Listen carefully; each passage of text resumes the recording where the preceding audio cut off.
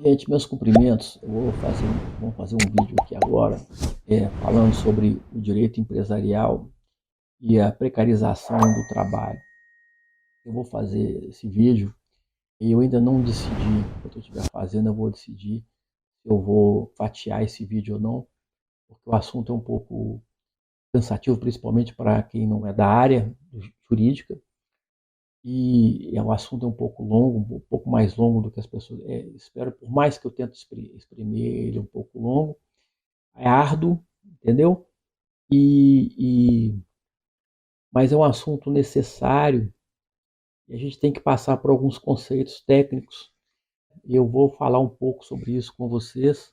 É claro que vocês já sabem que a empresa pode ser exercida por uma pessoa física ou jurídica e que o empresário é aquele que exerce atividade econômica organizada com fins de lucro.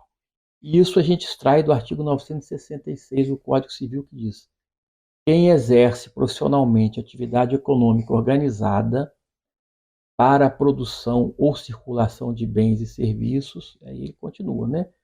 É, é, e vai falando sobre isso, sobre aquilo, né? E ele diz também que não se considera empresário quem exerce profissão intelectual de natureza científica, literária ou artística, ainda que com concurso de auxiliares ou colaboradores, salvo se o exercício de profissão constituir elementos de empresas. Bom, então a empresa é atividade econômica organizada, ela é um organismo econômico, né, fundado por princípios técnicos de leis econômicas, né, ou seja, é a pessoa jurídica que tem por fim exercer e executar a atividade econômica organizada para a produção e circulação da riqueza. É, bom, agora eu vou falar rapidamente aqui para vocês começarem a situar os conceitos, porque depois isso vai fazer mais sentido. Vou falar com vocês aqui um pouco, já expliquei o que é empresa rapidamente, assim, para não tornar uma coisa muito técnica. Vou falar para vocês o que é o contrato de sociedade. O contrato de sociedade é aquele através do qual duas ou mais pessoas combinam mutuamente seus esforços e recursos para lograr fins comuns. Está no artigo 981 do Código Civil, que celebram um contrato de sociedade as pessoas que reciprocamente se obrigam a contribuir com bens e serviços para o exercício de atividade econômica e partilha entre si dos resultados. Parágrafo único. A atividade pode restringir-se à realização de um ou mais negócios determinados. Então você pode fazer um contrato de sociedade para fazer um negócio, dois, três, quatro, mas ela pode ter vida, né? A sociedade pode ter uma vida mais longa. Naturalmente, isso não consiste na criação de uma pessoa jurídica, pode constituir ou não. O núcleo da ideia do contrato é essa conjugação de forças para se obter esse fim comum, que no caso da empresa mercantil é o lucro. Então nós temos que ter pluralidade de sócio e aquilo que a gente chama affectio societatis, quer dizer, que é a união de interesses comuns entre esses sócios, né? Aquela afinidade entre sócios, não quer dizer que necessariamente serem os maiores amigos do mundo, aquela coisa toda. Ou seja, o sócio é aquele que é parte no contrato de sociedade. Não vou falar sobre os requisitos, não, porque é uma coisa mais técnica, pode ser que um vídeo próprio, se alguém assim solicitar, eu faça. Mas a sociedade empresária é a pessoa jurídica de direito privado que exerce a empresa, como eu falei, né? Ela é implementada por um contrato, né, e tem objeto social. Nós temos uma sociedade que não é empresária, que é uma cooperativa, sociedade simples. Sociedades simples são aquelas que exploram a atividade de prestação de serviço decorrente de atividades intelectuais e de cooperativa, né? Ela é organizada por, claro, toda a sociedade por no mínimo duas pessoas e a sua natureza é essencialmente não mercantil. Vou explicar já já porque eu estou falando tudo isso aqui. Nós tivemos antigamente aqui no Brasil, agora acho que vai começar, eu vou poder começar o Código Comercial, que ainda está em vigor, mas essa parte foi revogada.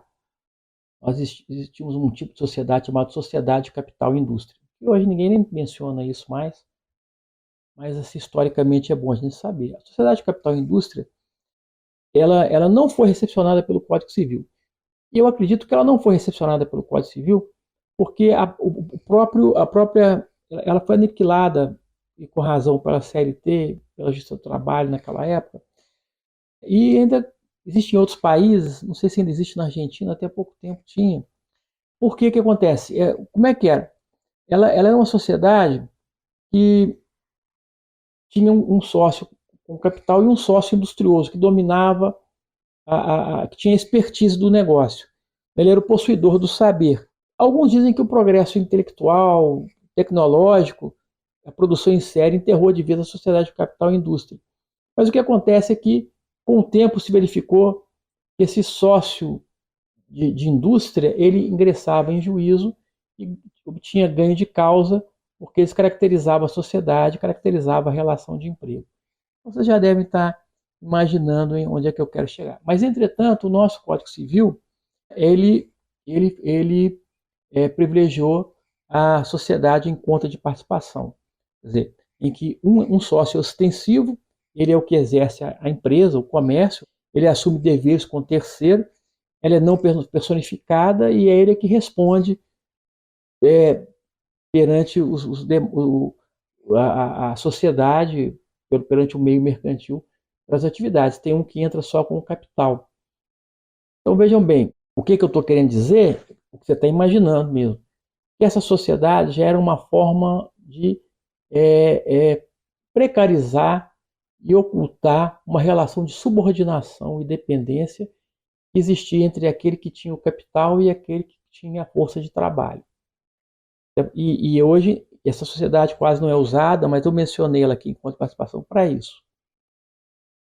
Depois, com o tempo, surgiu, agora falando em contratos mercantis, a franquia. A franquia, ou franchising, como alguns preferem, é um contrato no qual uma pessoa, mediante remuneração, autoriza outra a explorar suas marcas, produtos, prestando-lhe contínua assistência técnica. Na verdade, o que acontece em regra na franquia é que o franqueador, hoje tem a figura até do subfranqueador, ele pega aquele comerciante, ele forma empresário, né, no sentido formal, direitinho, que ambos têm que ser empresários, franqueador e franqueado, é uma das condições, e ele então diz, olha, você tem que montar o seu negócio nesse lugar, com essas condições, você vai usar essa marca, esse padrão de trabalho, isso, você vai ter tantos empregados assim, assim, assim, você vai poder usar a minha marca, meus produtos, e você vai me pagar um royalty de tanto. Aí varia um pouco a forma de remuneração, isso eu estou falando em gênero. Então, o que acontece? O que muita gente nunca percebeu? Diminuíram os números de filiais e cresceram o número de franquias. Significa o quê? Que o franqueado ele é o antigo gerente, né? Ou seja, é mais uma forma de precarização do trabalho. Ele precariza o trabalho, mata a criatividade e aniquila a concorrência, transformando um pseudo-concorrente, um possível concorrente, um potencial concorrente em seu franqueado. Eu estou falando isso aqui para dizer para todo mundo que há muito tempo que esse processo vira e mexe, tenta-se precarizar o trabalho e ele vai se tornando mais grave, mais sério à medida que o tempo vai passando. Hoje é mais grave porque hoje o trabalho é precarizado e você não sabe nem para quem você trabalha. Às vezes você trabalha com uma plataforma, você não sabe o que está acontecendo. E nós temos, agora, para chegar um pouquinho mais no nosso presente, e já não é de hoje, existe a figura do empresário individual. É uma figura jurídica de quem exerce profissionalmente uma atividade econômica organizada para a produção e circulação de bens e serviços, sem a participação de qualquer sócio.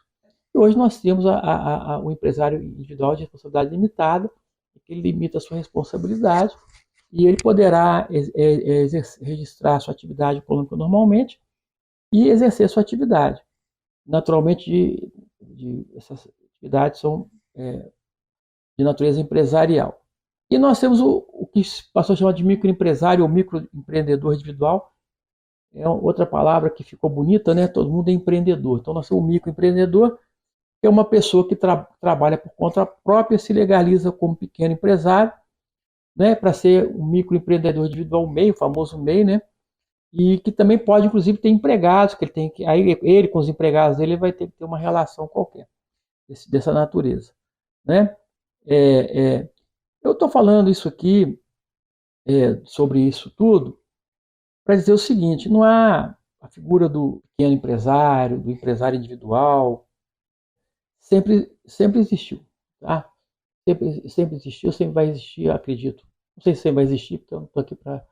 Eu sou eterno. Mas o que acontece? De que é que se vale, né, os grandes empresários, por exemplo? Eu já vi isso há muito tempo. Eu era jovem, entendeu?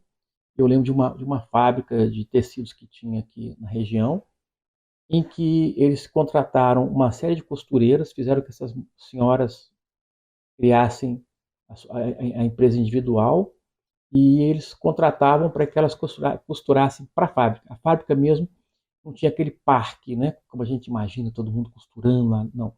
Elas costuravam. Quer dizer, então eles é, é, é, passavam a matéria-prima, que eram os tecidos, e faziam aquilo, levavam e colocavam no mercado. Isso aconteceu com vários tipos de pequenas fábricas de médio porte, né? Que eu estou falando aqui de pequeno e médio porte, aqui em Belo Horizonte e na região. Então, a precarização do trabalho é uma coisa antiga.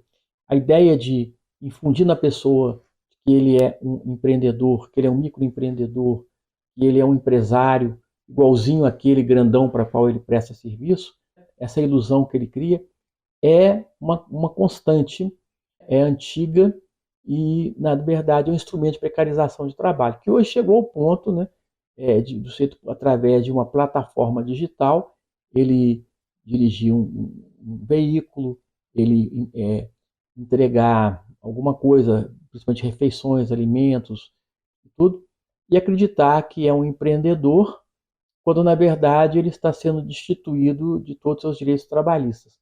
Então, o que, que a gente vê? A gente vê um desvirtuamento da legislação empresarial, mercantil, comercial, usem o termo que preferirem, vocês sabem que eu prefiro direito comercial, para precarizar o trabalho e transformar o trabalhador em alguém sem limite de tempo de trabalho, sem direito a hora extra, sem direito a férias, sem direito a nada. Aquele que o explora, evidentemente, não lhe paga um salário regular, não lhe oferece assistência médica, não lhe oferece nenhum tipo de garantia, nem repouso semanal remunerado, nem coisa nenhuma.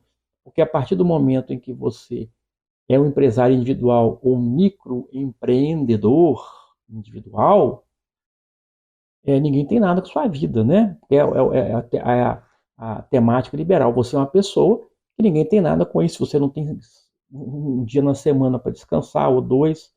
Não tem dois, não tem um, quanto mais dois, né?